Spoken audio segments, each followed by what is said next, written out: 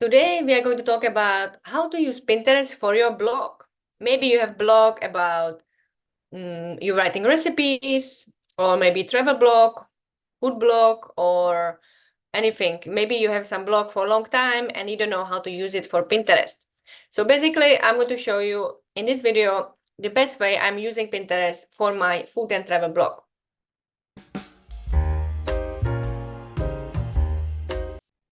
Hi, this is Michaela, and I'm Pinterest manager and ad specialist. I'm here to help you and show you how you can use the potential, or maximum potential of this platform for your business or for your blog in this case. So let's go back to the video and see how you can use it in the best way for your blog in this case.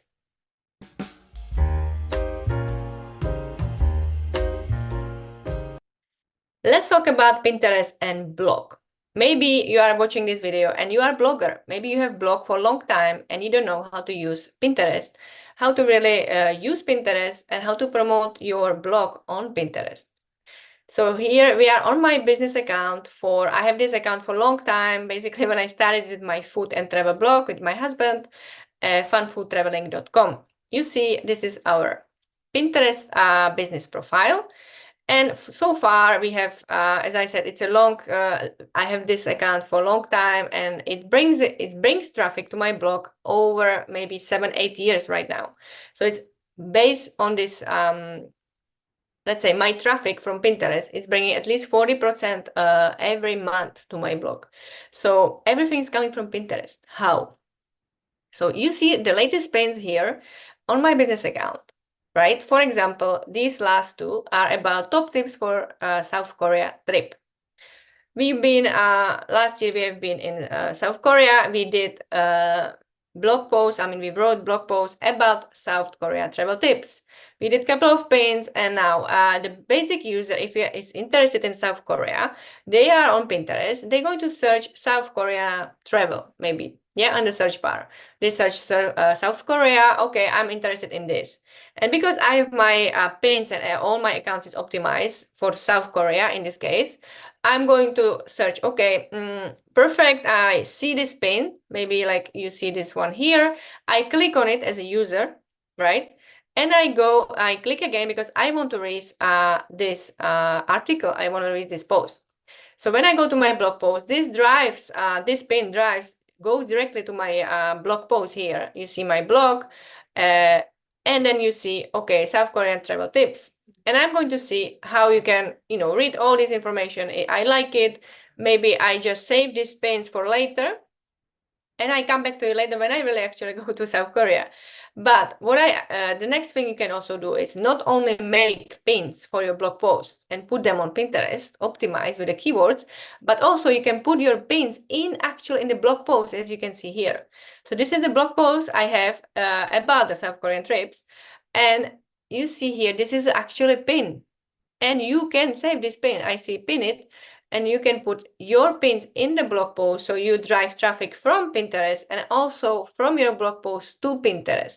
So people who is having Pinterest account, they can go to my blog post and save this blog post basically to their account on Pinterest. So they come back to it anytime they want. I want to go and scroll down all the way down to my blog post, and you see here at the bottom, I usually use one pin in the middle of the blog post, and then I have two smaller pins below at the end of the blog post. So I'm driving traffic through the keyword search and the pins through the Pinterest to my blog post and also back.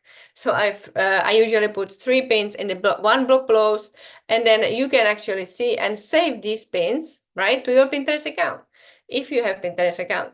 So easily you drive traffic back and forward, and obviously, as I said, it's over 40% of my traffic is from Pinterest because people are searching for travel tips.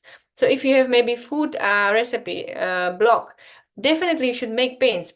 First, you make at least 3-4 pins per blog post.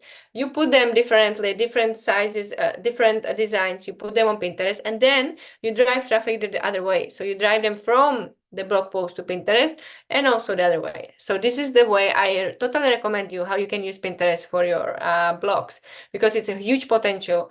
And as I said, people are used to the users on Pinterest, they are used to click on the pin and read the post. So you can also tell them, okay, this is the best South Korea travel tips, and they already see our faces in this case. This was one of the funny things we did in South Korea, like dressing in a traditional dress, and we put it as a pin, and also food, of course. So you can always put funfoodtraveling.com. You see, this is our blog, and you will do the same. So basically make at least 3-4 pins per blog post to drive the traffic from and back to forward and Pinterest, because it's working amazingly if you have optimized account and your pins. So trust me, try it.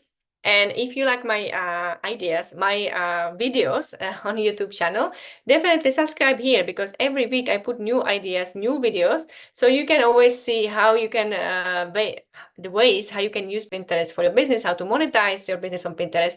And that's my vision, is that more and more business owners are using Pinterest for their business. So subscribe here, and I see you next time.